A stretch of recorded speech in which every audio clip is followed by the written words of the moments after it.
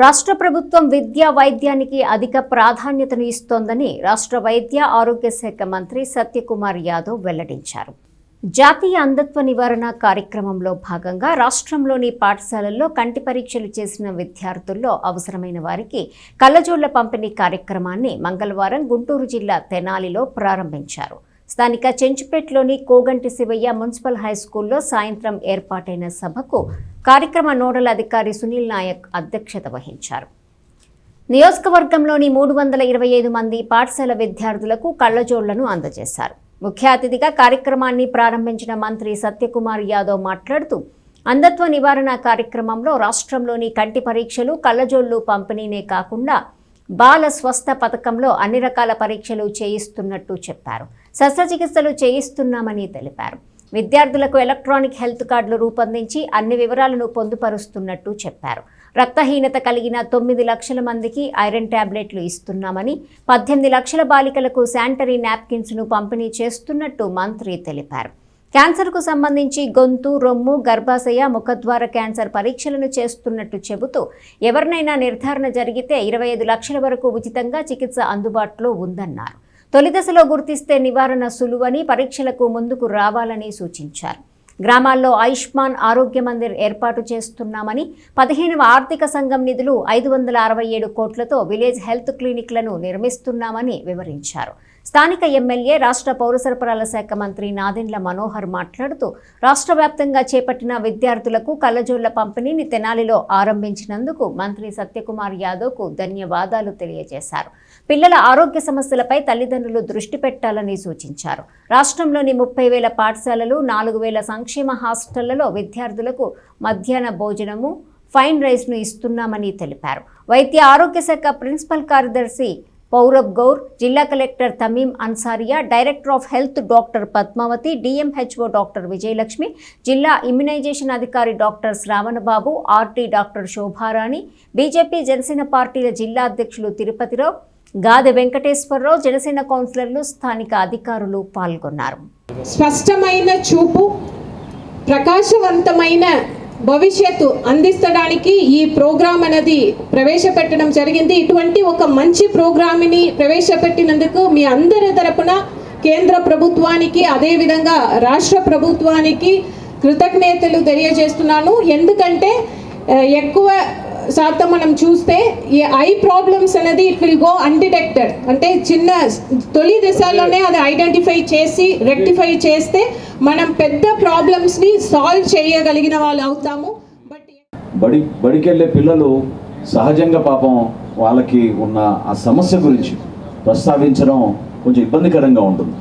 ఎందుకంటే అప్పుడు క్లాస్ రూమ్స్లో ఉన్న ఈ బ్లాక్ బోర్డ్స్, అక్కడ ఎవరైతే టీచర్లు పాఠాలు చెప్తున్నారో వాళ్ళు ప్రత్యేకంగా వాళ్ళకి కౌన్సిలింగ్ ఇచ్చే పరిస్థితి ఉండకపోయినా, వెనక ఉన్న బెంచెస్లో కూర్చోలేము, కొంచెం ముందుకు వచ్చి కూర్చుంటామని అడిగే ధైర్యం కూడా పాపం చాలామంది పిల్లలు చెప్పుకోలేరు.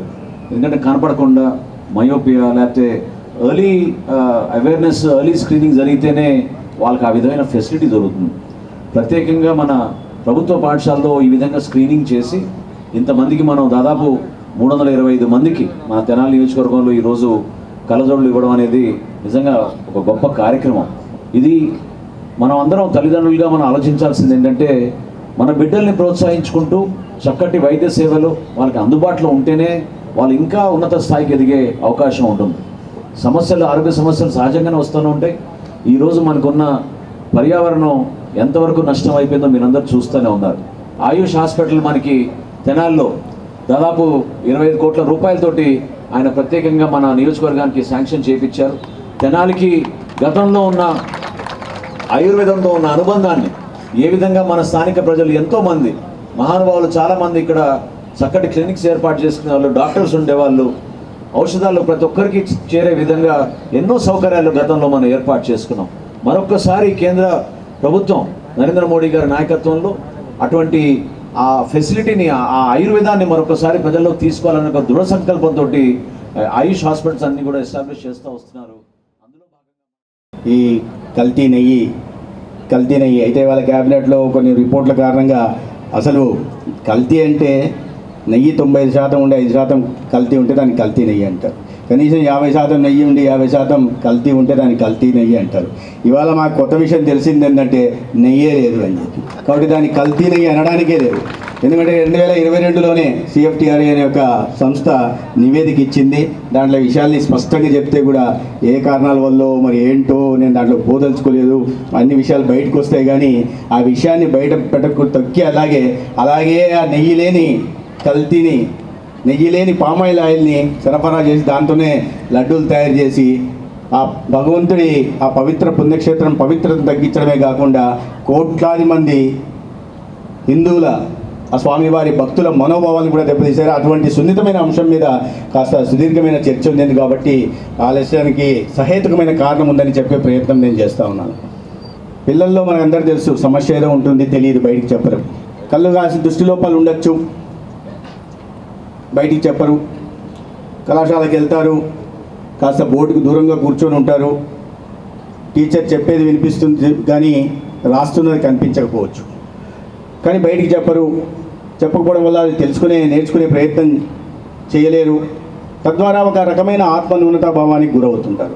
వాటిని గుర్తించి కేంద్ర ప్రభుత్వం ఈ నరేంద్ర మోడీ గారి నాయకత్వంలో ఈ కార్యక్రమాన్ని అంధత్వ నివారణ కార్యక్రమాన్ని తీసుకురావడం జరిగింది. దాంట్లో భాగంగా మనం టార్గెట్ మన రాష్ట్రానికి 90,000 మంది టార్గెట్, 90,000 మందికి చేయాలి ప్రతి సంవత్సరం.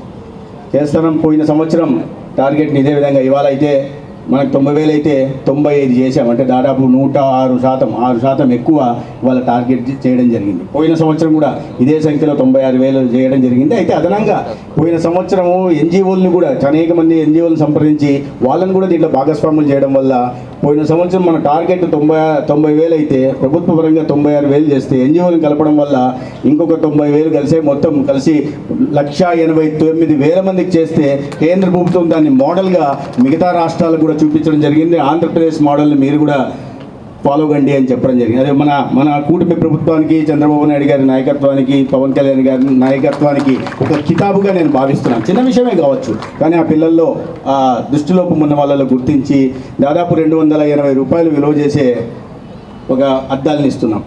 ఈ 18 సంవత్సరాలు నిండిన ప్రతి ఒక్కరి మగ ఆడ అందరికీ ఓరల్ క్యాన్సర్ పరీక్షలు, అదేవిధంగా 18 సంవత్సరాలు నిండిన అమ్మాయిలకి బ్రెస్ట్ క్యాన్సర్ పరీక్షలు నిర్వహిస్తున్నాం. అదేవిధంగా 30 సంవత్సరాలు దాటిన మహిళలకి సర్వైకల్ క్యాన్సర్ స్క్రీనింగ్ కూడా ఉచితంగా చేస్తున్నాం. అయితే కొంతవరకు ఈ ఓరల్ క్యాన్సర్కి అందరూ ముందుకు వస్తున్నారు, బ్రెస్ట్ క్యాన్సర్కి కాస్త సంశయిస్తున్నారు. సర్వైకల్ క్యాన్సర్ ఎందుకంటే మా ANM, మా ట్రైన్డ్ ANM, మా ఆశా, మా CHO ఇంటి దగ్గరికి వెళ్ళి పరీక్షలు నిర్వహిస్తారు కాబట్టి కాస్త ముందుకు వస్తున్నారు.